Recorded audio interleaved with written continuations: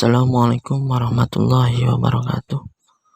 Selamat pagi anak-anakku, bagaimana kabarnya? Baik, hari ini kita akan belajar Al-Quran Hadis mengenai isi kandungan surah Al-Ma'un. Tujuan pembelajaran kali ini, siswa mampu menguraikan kandungan surah Al-Ma'un. 2. Siswa mampu menjelaskan isi kandungan surah Al-Ma'un.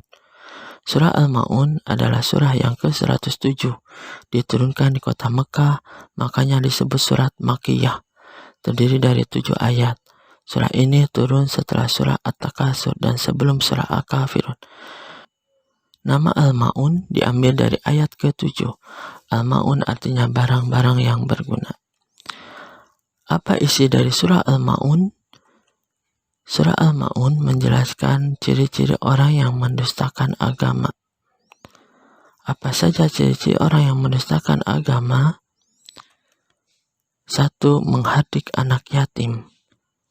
Anak yatim adalah anak yang ditinggal wafat salah satu dari kedua orang tuanya, atau juga di sini ayahnya. Kenapa ayahnya? Karena ayahnya ini adalah tulang punggung keluarga, orang yang menafkahi keluarga. Kata menghardik ini ada yang mengatakan orang yang memukul, ada yang juga mengatakan menyia-nyiakan anak yatim. Ada juga yang mengatakan tidak mempedulikan anak yatim. Nah, orang yang menghardik anak yatim adalah salah satu orang yang mendustakan agama. Maka dari itu kita harus menyayangi anak yatim. Kedua, enggan memberi makan fakir miskin. Artinya tidak memberi makan fakir miskin. Orang tersebut adalah orang yang mendustakan agama. Yang ketiga, orang yang lalai dalam salatnya. Ada yang mengatakan kata lalai artinya tidak khusyuk. Ada yang mengatakan arti lalai ini meninggalkan sholat. Ada yang mengatakan arti lalai ini menanti-nanti sholat. Nah, orang yang lalai dalam sholatnya adalah orang yang mendustakan agama.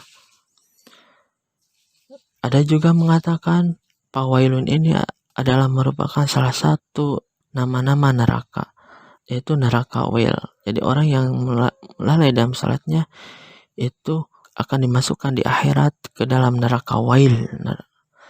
Ada juga yang mengatakan kata lalai ini artinya celaka. Jadi orang yang lalai dalam salat ini adalah orang yang celaka di dunia dan di akhirat. Yang keempat, orang yang berbuat riya. Riya artinya melakukan amal soleh karena ingin dipuji oleh orang lain. Contohnya, orang yang melakukan sholat ingin mendapat pujian dan sanjungan oleh orang lain, maka pahalanya akan rusak. Selain dalam sholat juga sedekah dan yang lainnya. Apabila niat ingin dipuji oleh orang lain, maka pahalanya rusak. Maka dari itu kita dalam melaksanakan ibadah, amal soleh atau sholat, kita harus karena Allah Subhanahu wa Ta'ala. Kemudian yang kelima adalah orang yang enggan memberi bantuan kepada orang lain. Ya. Jadi tidak memberi bantuan kepada orang lain termasuk orang yang mendustakan agama. Kita di sekolah, contohnya di sekolah ada teman kita yang lupa tidak membawa penggaris. Kemudian kita diminta untuk meminjamkan penggaris. Nah, kita tidak. Nah, itu termasuk orang yang mendustakan agama, tidak memberi bantuan kepada orang lain. Maka dari itu kita harus saling menolong dengan orang lain. Nah, bagaimana cara menyayangi anak yatim? 1. Membantu biaya pendidikan anak yatim. Yang kedua, menyayangi dan memperhatikan kesejahteraan anak yatim. Dan yang ketiga, membantu kebutuhan makan dan minum anak yatim. Mungkin itu isi kandungan dari surah Al-Ma'un. Terima kasih. Mohon maaf kalau ada kekurangan. Assalamualaikum warahmatullahi wabarakatuh.